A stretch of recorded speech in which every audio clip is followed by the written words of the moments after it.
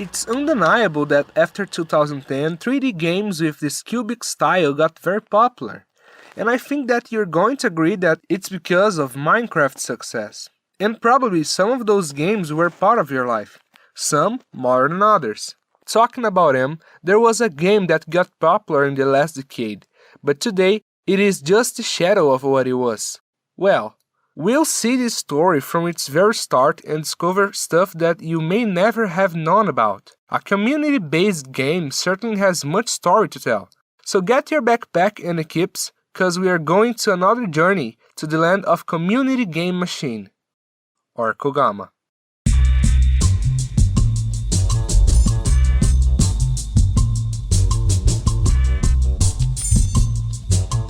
There is a chance that you never heard about KOGAMA, so let me make a quick presentation before we get to the chronological line. Let's see what the game's own site has to say about it.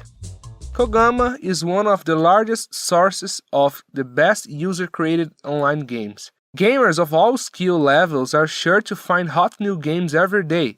On KOGAMA, you can create and publish your own games. Interesting, but the least to expect of the company itself.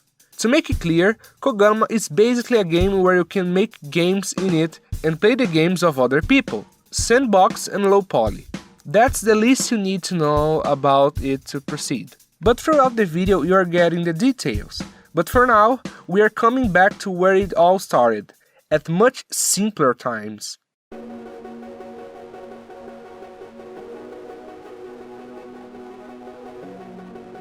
To begin with this story, I cannot almost call this chapter early years, cause it all went very fast, but let's go. Kasper Stremgaard, a video game developer, started a secret project of a game in 2010. I say it was a secret project because only him and his friends knew about it. His friends were Michael Benson, Jacob Silas, and Christian Hask. On the next year, among with his 3 friends, Kasper founded the startup Multiverse APS, focused on games with potential of success. Know that this was Kasper's second startup. Just after its foundation, Kasper was already excited to make new games, and at the same time saw the success that Minecraft and Roblox were making on the internet. I think that most of you will agree with me that the real boom of Minecraft, the point that it got really famous, was between 2012 and 2013. Part because it was innovative, but because of the fever it was on YouTube too. But before that happens, Kasper had already perceived that that game was good stuff and had a lot of potential. The point that got his attention was the sandbox part of Minecraft, and the fact that Roblox is focused on creating experiences, the community creating levels for the community itself. After that glimpse, he was sure what he wanted for the project. A platform of easy creation and development of games and stages with multiplayer experiences and focused on children and preteens. The difference here between the 2 other games that inspired him was the focus on multiplayer, because the idea was to have a very active and interactive community at all times. The company started working on this idea as soon as it was thrown on the table. And believe it or not, but in the same year, in September 17th, 2011, KOGAMA is released in Alpha 1.3, going against all odds, as it was not only made in such a short time, but also on low budget. Remember that Multiverse APS had just been founded. The game was made in Unity, which is a game engine focused on 3D games, and it was perfect for KOGAMA, as it made the mechanics of changing and working with blocks and logic much easier. Everything a sandbox game needs. Like the other 2 games, a simple design with few polygons was chosen, which not only helps in terms of being light for every computer to run, but also in all the charisma that it brings. As I mentioned, in the beginning they didn't have much money, but even so Kasper invested on 10,000 people to be the first players, and luckily 5,000 of them continued playing. Speaking of accounts, when the game came out, the creator immediately went to create his own account, so Kasper is account number 1 of the game. By the way, Michael's account is number 4, accounts 2 and 3 are for testing, and other one is just a guy named Rasmus. On December 30th, Casper launched a level called Oliver on his profile, this being the oldest of his profile. And even with all this respect for being one of the first stages of the game, I have to say that it's chaos, a complete mess. I think it goes without saying that even with these people being paid to play the game, it was pretty unknown at the beginning, with very few players or visitors. The months passed, and in 2012 Casper was at Gamescom, a conference that takes place in Cologne, Germany annually. Walking there, he met the guys from Click Jogos, a Brazilian gaming website. They talked and Casper mentioned his game KOGAMA. With genuine interest, the staff from Click Jogos made a proposal to launch KOGAMA on their website. The interesting thing here is to think that, for most people, this mixture of Brazil and Denmark was not so common. And not to mention that, at the time, Click Jogos had a giant relevance, with more than 15 million visitors per month. And of course, those numbers pleased Casper's ears, seeing there a great opportunity to give his Dare project the boost that it needed. So he accepted the proposal, and now the game could be played on the site, thus creating a partnership that would be talked about. So, it is worth mentioning that Casper already showed interest in the Brazilian community, not only because of its size, but also because of its engagement. The rest of 2012 can be summarized in the focus on updates for the game, as it was still in the polishing stages and many ideas were emerging among the devs. The most striking updates of that time were the updates of blocks and on the game logic.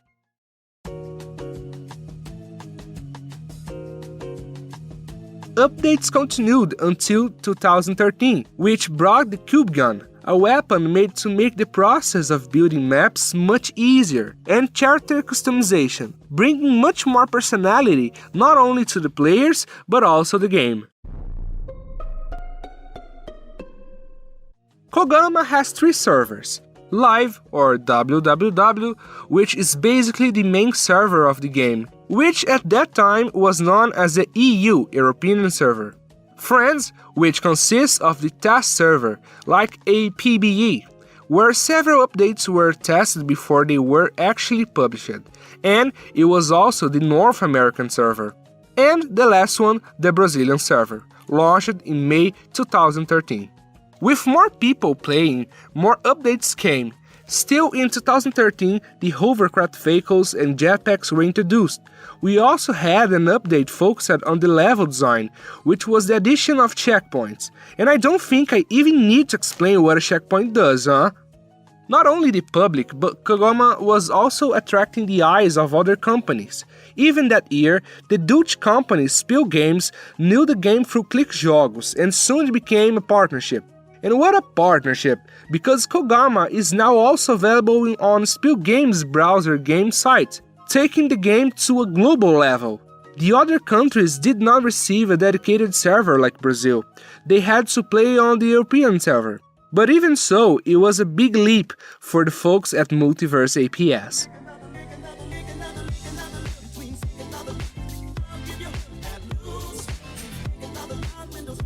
So far, we've seen that KOGAMA was indeed a game with potential, and if you remember those years, you know that it did have a golden age between 2014 and 2016.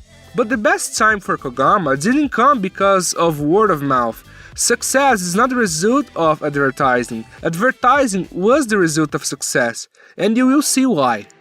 It can be said that what leveraged KOGAMA was what the creator himself already predicted. The community, but not exactly in the way he thought. Because what really leveraged KOGAMA were KOGAMA's YouTubers, and I'll use a Brazilian YouTuber as an example. In 2014, YouTuber Sir Goldenot started making frequent videos of KOGAMA, videos that had a surprising number of views, more and more throughout the year. Once I watched these videos at the time, when talk about him, the thing that comes to the mind is KOGAMA. That's because his channel's community was basically built on the game, and of course the game's community reflects that. At that time, GoldenDoc became very famous in the community. The popularity of Sir GoldenDoc's video brought a lot of new players to Kogama. But maybe you are still wondering why I said that the advertising was a result of success and not the opposite. Well, in Brazil there was a Kogama commercial on TV. Surprising, no? In this commercial, Sir GoldenDoc was invited to participate of it. And, concluding the thought, if it wasn't the popularity that Kogama had on YouTube, resulting in the content producers being associated with the game, this commercial would never have existed. I even searched and couldn't find any commercial for Kogama from Denmark, the place where the game was born. If I was just unlucky to not have it on YouTube, I don't know. But if I didn't know that there were no Kogama YouTubers there like in Brazil.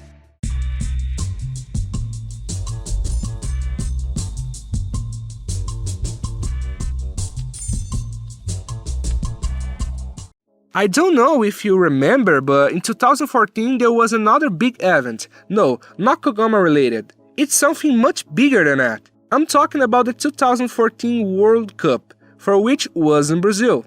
At the time, the whole country was very excited about this and connected to everything that happened about, cheering a lot for the much desired Hexa. But all this animation ended in that 7-1. With all the importance of the cup that year take place in Brazil for Brazilians, Kogama brought a new vehicle, the soccer ball, which makes me feel like a hamster every time I use it. It's not exclusive to the Brazilian server, but without doubt was dedicated to them, considering the importance of Brazilians for Kogama. Other updates that happened later that year was the possibility of selling customized skins, with a shop dedicated for that. Destructible blocks and coins that are earned within the stages and can only be used on that same map to buy items. These last two additions that I mentioned were great for creating RPGs in Kogama, because now the creators could make stores with game coins or maybe secret passages with destructible blocks. At the point it was, the game and its community were experiencing its peak. Everyone involved was at full steam and in a lot of activity. I say that persists in the following year, 2015, and incredible as it may seem, even with all this fame and the high number of players, the game only received one update this year. On February 24th, the addition of the 2D camera. I don't have much to talk about, that's just it. Let's take a leap into the middle of 2016, and considering Kogama's youth demographic, the creators knew a large part of their audience didn't have a computer at home, but they sure had a smartphone, and bringing the game to that platform would be a sure shot.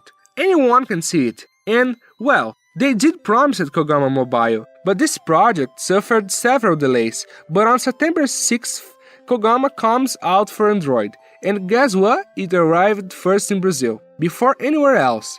The game is the same and it's cross-platform. That means that someone who is playing on mobile can play with someone that's playing on the computer. With that being said, we finished the Golden Age chapter of Kogama. I know we didn't have much new stuff, but we'll talk about that later. For now, let's move on to the next phase. I would like to start this chapter and this year talking about the situation of Kogama on YouTube in 2017. Basically, influential YouTubers stopped making Kogama videos. Some of them went to Roblox because of greater public. In July of this year, the game received an update that added the growth weapon and the growth pill, which do exactly what the name says, makes the player giant and much stronger. But it turned out that even now the player being able to grow, it still felt very small, because at that time Kogama suffered from a high number of hackers among the players, which disturbed the fun of clean players. We're talking about griefers. Hackers basically went into the game files and could take any item they wanted. Auto-aim included resulted in innocent players not even being able to leave the spawn, because as soon as they were reborn they got killed. The player found himself at a fork, having to make a choice between two options: give up the game or join them. I could say that the hackers weren't killing the players, they were killing the game actually. With this malicious side of the community growing up, other types came along, and so began the wave of fishers, who had multiple ways to steal accounts, because when it is to do evil, people are creative, don't you think? The most common way was a hacker saying that he could give golds for free, just needing to pass the login and password for him to enter the account and charge. Classic. Just a child would fall for it, right? So, most of the players were founded by him. In other words, the game's community was in chaos. Yeah, community. I used that word a lot around here, didn't I? Remember what I said in the introduction. The name Kogama is actually the abbreviation of Community Game Machine. Since the beginning, Casper made it clear that he wanted the game to be focused on who plays it, creating a legend of players who were naturally expanding and creating for themselves. But at some point, it seems that these were no longer the focus, and the game started to decay, leading to something unexpected: the community killing the community itself. Kogama is a clear example of how community is very important for a game. In fact, not just for a game, but for any project. And in case you're wondering, but wasn't it just reporting the wreckers, Iago? Well, that would be a great idea in any other game, but we kind of have a little problem here. How can I explain? The reporting system of the game doesn't work. Yes, there was the report system, but the company just didn't care. Maybe the system wasn't automated and the complaints were supposed to be analyzed by people, and because of so many complaints, it ended up overloading. It's a possibility, but still nothing changed. Some players said that you could report someone, but you would never be penalized. And if it was, would simply create another account. More examples of the toxicity present in the game at the time. Some users not having a hack did not prevent the community from making it worse. Believe it or not, but Kogama doesn't have a chat filter. That is, you can write and send whatever you want in the chat. From links, which would make phishing or swearing a lot easier. Oof, this one was powerful. And knowing that, players started to quote the toothbrush mustache. And I'm not talking about Charlie Chaplin. Along with that, there were also messages and spams with all kinds of absurdity, such as racism and even child abuse. What a warm and welcome community, isn't it? You must be thinking that 2017 was a horrible year for Kogama, huh?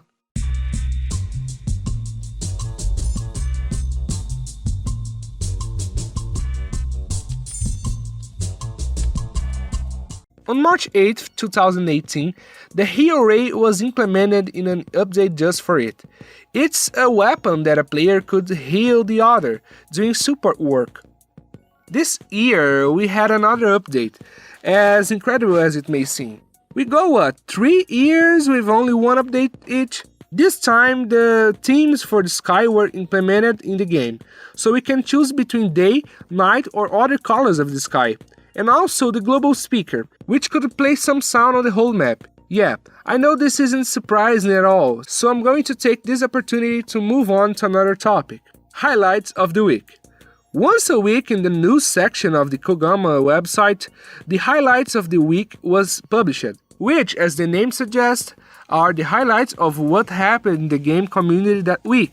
Almost all posts in the news section were made by the community manager. The item, avatar, and project of the week were permanently highlighted, and you can be sure that appearing in the highlights was every Kogaman's dream. To apply, all you had to do was leave the link in the publications that were made on Tuesday on Kogama's Twitter and Facebook. After that, the choice was made by the Kogama team itself, and the one that caught the most attention would be in the next highlights. Below that, we had a text of something memorable that happened in the community, and there was always interesting things, like videos on YouTube and updates of what was going on in the events happening. The thing is, a lot of players followed the highlights of the week because it was fun, and I think it goes without saying that the best time in Kogama's life was when the highlights were most influential. And since we are talking about something that happened in the news tab, I'll show you what happened there at the very beginning.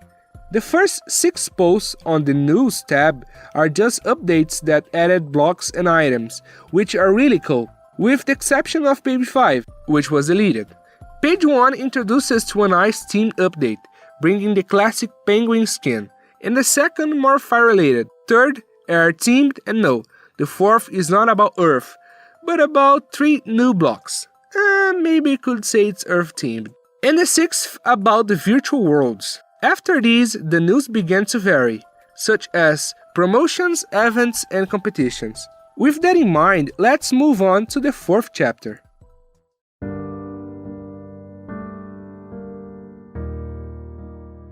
Well, if you were hoping for this story to end well, I'm sorry to say that from 2017 onwards, it just went downhill. In 2019, we did have updates to the game, but it was just clothing and appearance updates. In fact, it even had a new mechanic called game tiers, but it's nothing as cool as the old ones. Basically, it was a new type of XP that you level up only on the map you are playing. Once again, something useful for RPGs, it was also useful to wear different clothes, predetermining the level. The last thing I can say about 2019 is that from November onwards, Kogama stopped updating social networks. No more posts on Twitter or Instagram.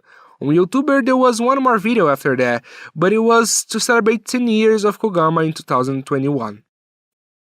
There's nothing I can say about 2020 for Kogama. Literally nothing happened. And in matter of 2021, apart from being the 10th anniversary of the game, as I just mentioned, on September 30th, the last highlight of the week was published. The post is pretty normal and does not say it would be the last. I don't think this is necessarily Unicorn's fault, the moderator nowadays. At least not all the fault. I tried to contact her, but unfortunately I was unsuccessful. And finally, we reached 2022, the year of production of this documentary, and I tell you that the situation is more than drastic. Kogama is practically dead. It is still there, working, ready to be played, but nobody plays it anymore. The most famous maps in Lucky Days have a maximum of 50 people playing. The entire site I can make the analogy of a cemetery. If you look, you will be able to find visitors, people on a map here or there, but they are there for the same reason as you, just to visit, feel that nostalgia, remember the good times that it brought and be satisfied with that. Just a periodic visit, once a year or less. But okay, you already understood. Maybe I shouldn't make this so depressive. I already made my point. There's practically no one else playing. It's even difficult to say how the site is sustaining itself. But actually, I have an idea. And you won't think it's very nice. As you may remember, I said that Kogama has partner sites. These sites are game library sites. The partnership works as follows. These sites put some Kogama games with generic names among the other games on the site, and when someone clicks on them without even knowing what Kogama is, it counts as a view on the official site and also generates an ad. So, when the Kogama website says it has X visits per month, it's actually not quite like that. The extra income must come through Elite subscribers. Yes, it has a subscription system called Elite. It was introduced on the official server on February 28, 2019, but it had already been tested on the friend server since January 4th of that year. Joining the Elite, the player earns gold daily, more XP, is free of advertisement, has the games published in a special tab for members at home, emblem and more other things. It amazed me how it's possible to find an Elite member from time to time. Maybe it's the faithful ones to the game, who even seen the boat sinking don't abandon it. And by the way, this boat is almost full sank.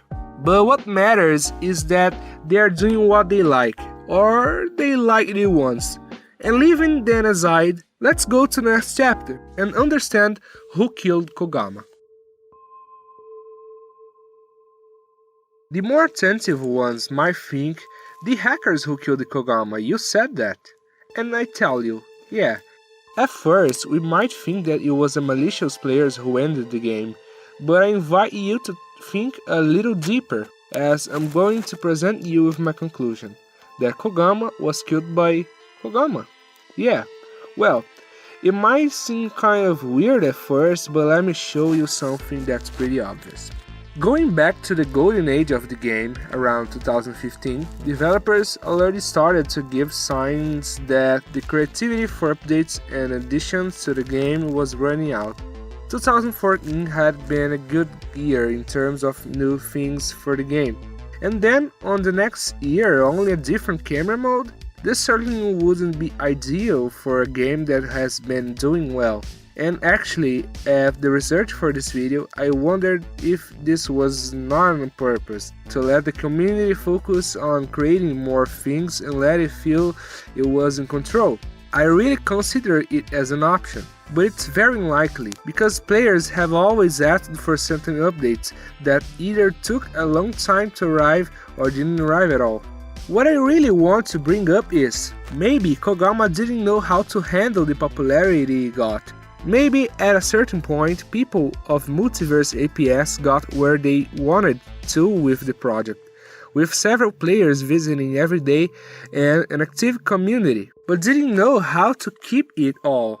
I think it was very convenient that this time came right at a world event. In this case, the 2014 Cup, because it helped in the popularization process, but after its end, got difficult to invent and find other teams that could be the bridge between the game and the public.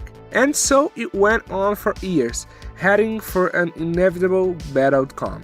But remembering that was just my conclusion, and even though it's dead, let's talk about Kogama's future, because he does have a future, just not like you imagine. As was well stated, Kogama is doomed to its end. The chances of a comeback are minimal, but of course it would be very cool if it happened. I'm not rooting for the worst, but even so, it can be said that this whole story does hold something for us in the future. While I was in the description phase of this doc, a channel I didn't know called Cupcake Shiny posted a video titled "Someone is recreating Kogama from scratch." Video that ended up on my timeline. And of course, because I was collecting information, it caught my attention. The video introduced a project called Bricknix, which by the way is made by a Brazilian. And after presenting, it was basically a react from another video, from the developer's channel of that project. Watching this video, we can see and hear that Bricknix is based on Kogama. It can be seen, for example, in the manipulation of blocks. But putting things better, what exactly is Bricknix? Is it really Kogama too? Well, according to the creator of the project himself, Bricknix is an independent idea that is being through by multiple people in our community.